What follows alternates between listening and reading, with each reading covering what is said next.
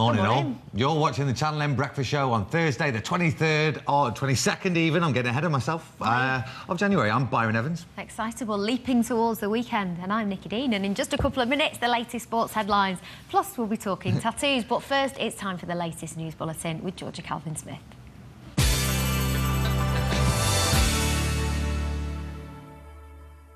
Thanks, guys, and good morning.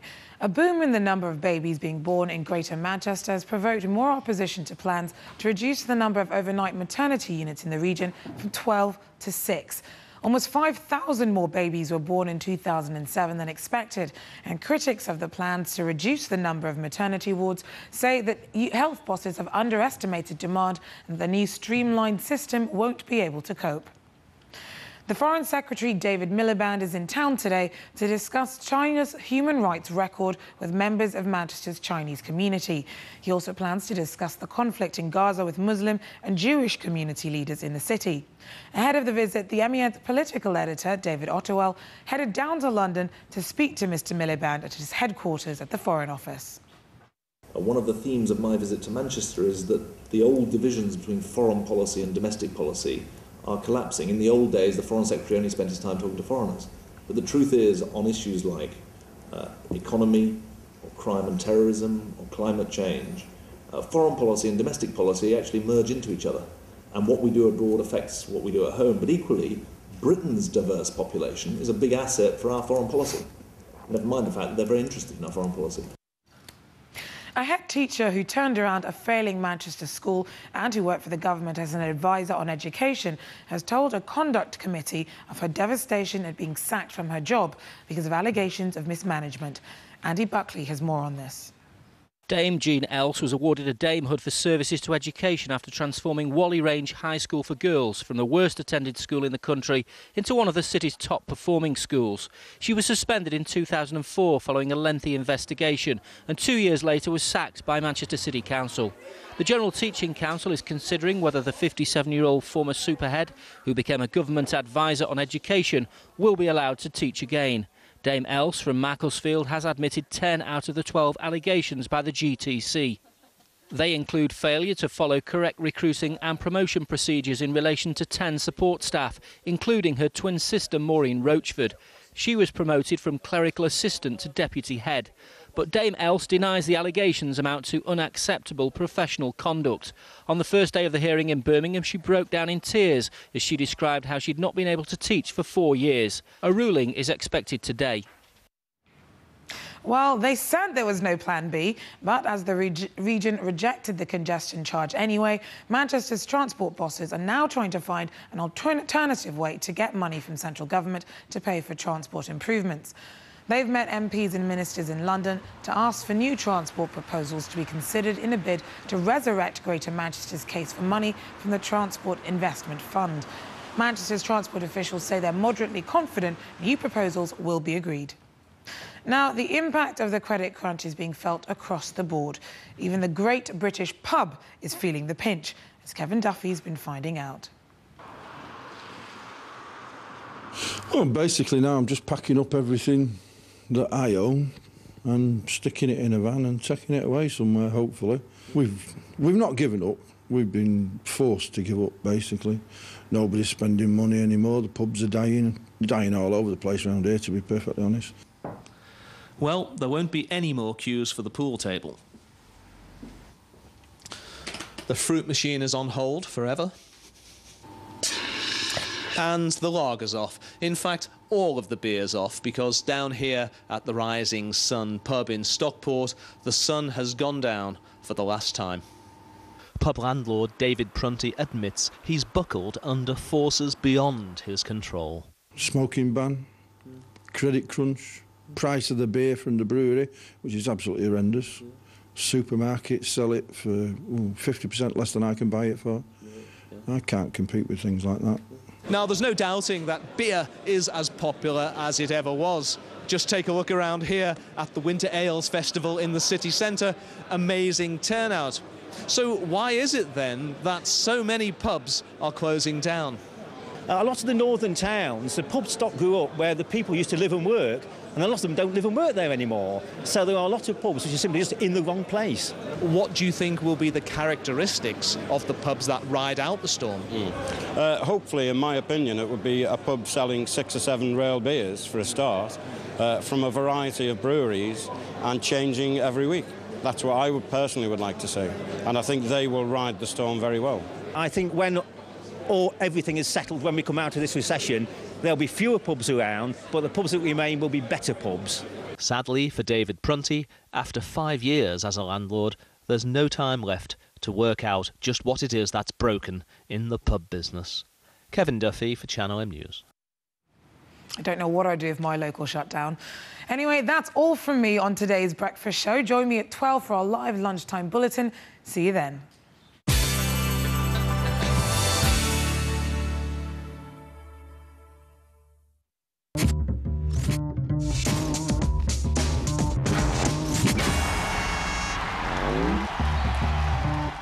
It was billed as a right royal rumble as two kings of the ring were supposed to duke it out under the starry showbiz lights of Las Vegas. But the Ricky Hatton and Manny Pacquiao fight is now off, according to the back page of the Manchester Evening News. So the sports editor of the MEN, Pete Spencer, joins us this morning. Why is it off, Pete? Well, they've been arguing for about a month now about the purse. Apparently, it was agreed originally it'd be 50-50, and Ricky has a great pull in America. And they've been saying they want 60-40. Ricky's people have been insisting on the original deal, and knowing Ray Hatton, who acts as his manager and advisor, Ricky's dad, I can't imagine him backing down. TV companies in America tried to make up the difference to keep the Hattons people happy by saying they'd pay it, so it looked like it was 50%.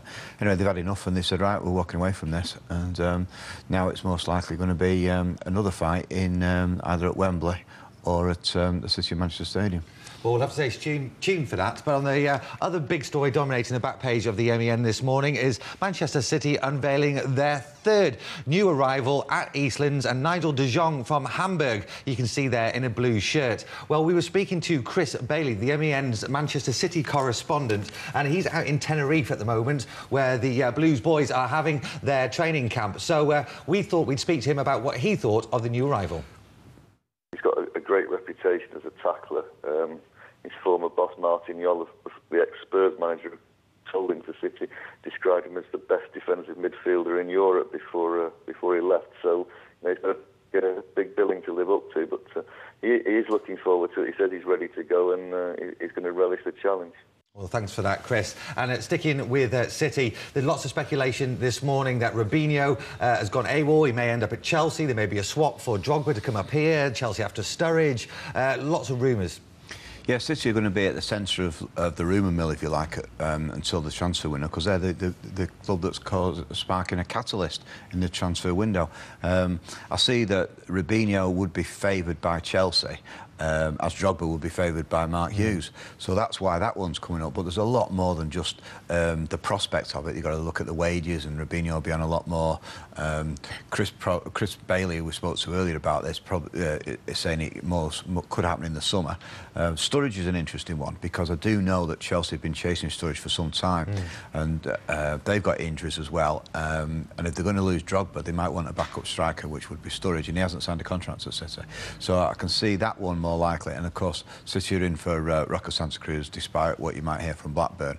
So that's still a very, very likely deal, and that would put Sturridge back down the pecking order. Good stuff. Well, thanks for talking to us this morning, Pete, and shedding some light on this transfer speculation. Well, hopefully we'll have more news on those stories on tomorrow's breakfast show, and Pete will be back next week. But for now, I'm going to leave you with a little taster from an interview I did with Ellery Hanley, arguably the greatest rugby league star of all time. You can catch it in its entirety on tomorrow's show, but we just thought, well, he's a legend after all. Let's hear what he's got to say.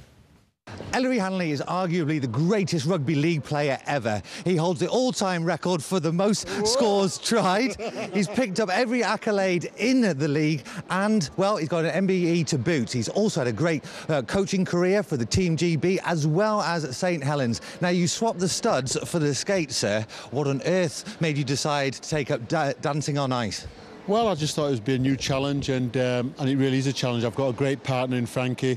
I couldn't ask for anybody better. She drives me, and to be honest, I'm really enjoying it. There's one thing about me, and I think everybody knows this. Once I pulled on I call it the badge of honour in my rugby league jersey. They always knew I gave them a very, very best, and I'll do the same with this as well. If I went out next week, so be it. But there's one thing with me. It won't be through lack of trying. I'll put every single minute and spend every minute I can on the ice in trying to get better and better, you know, because as I said, it's a real privilege to do this.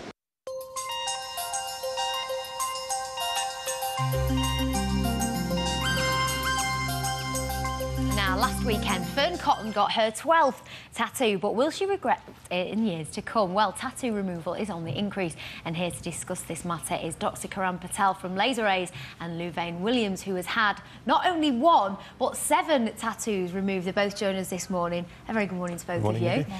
Now, Louvain, I'll start with you for May. We've just mentioned Fern Cotton there. She's one of a whole host of celebrities now who've gone on sort of adorn their bodies in lots of body art.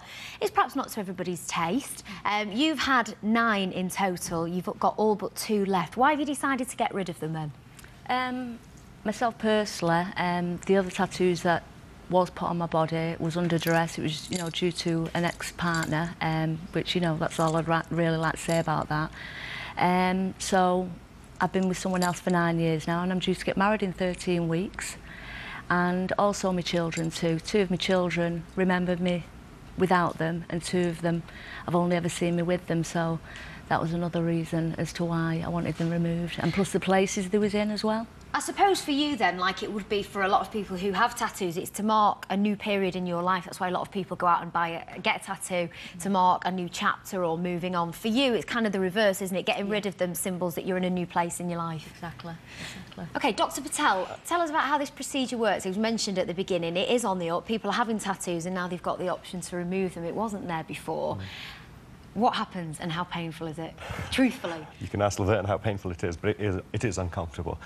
It is quite a lengthy process, and not all tattoos will respond very well, so you do need a very good consultation right at the beginning, and you need to go and see people who are very experienced in dealing with it. At Laser Rays, we've been doing this for a good 15 years now, so we have a wealth of experience with it. So first thing, all tattoos aren't the same, and how quickly you get rid of them depends on the quality of the tattoo and whereabouts on the body they're put in. You've got to think about the colours and things like that as well. But it is a very lengthy process. Is it possible to get rid of a tattoo entirely, or will there still be some sort of scarring in the shape that the tattoo was originally? Yeah. I mean, it depends on the colours, but if it's just a black tattoo, we were confident that we can remove that completely without any residual scarring or marks in a good 90% of cases. OK, Louvain, back to you. We mentioned Fern Cotton at the top there as an example of a young person who's in the public eye. She's got 12 tattoos. Now, am I right in thinking that you're not against tattoos per se, because you've had one recently, haven't you? I've had one recently, yeah, which is mine and my partner's initials, which is R&L. So, no, I'm not against tattoos. I do like tattoos. I think some of them, you know, are very decorative and they can look really nice. But I'd also, myself personally, prefer them in a place where you can cover them up. Presumably then, having had tattoos that you've now had removed, you've decided that they're not you, and then having tattoos again as this new person, I suppose, would you say that it's very important to think firstly about what design you're going to get, and secondly, whereabouts on your body you're going to put it? Oh, definitely, yeah, but also that it's of your own choice, you know, and that you really think into it before, you know, you go for the tattoo, because, you know, later on you might regret it, you know, so like I did myself personally. Have you ever had any negative feedback as a result of having tattoos? Because sometimes there's the assumption that if you have them in places you can cover up, that's fine. But tattoos that are always sort of on display, there are sometimes people who are quite outspoken about that. Did you ever experience any of that? I did, yeah. But, I mean, myself, I don't judge people personally, you know.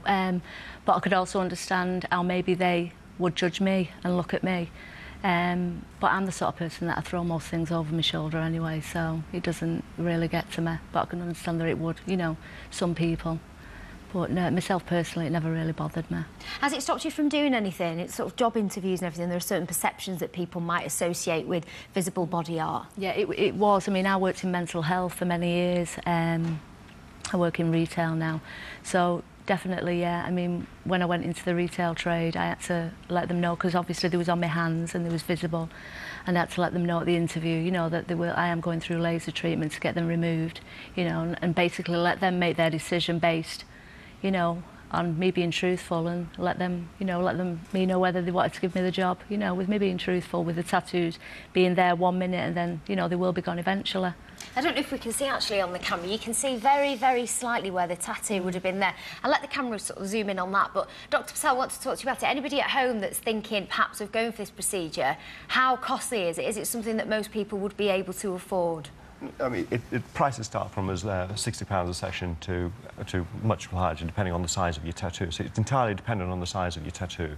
But, you know, it is affordable for a vast majority of people. It just depends on the size of your tattoo. And presumably it would take a couple of sessions. Oh, it takes a lot of sessions, and that, as I said earlier, is dependent on the quality of your tattoo. I mean, a good professional tattoo can take a best part of a year to get rid of. OK, we've had your details up on the screen for anybody who wants to get in touch.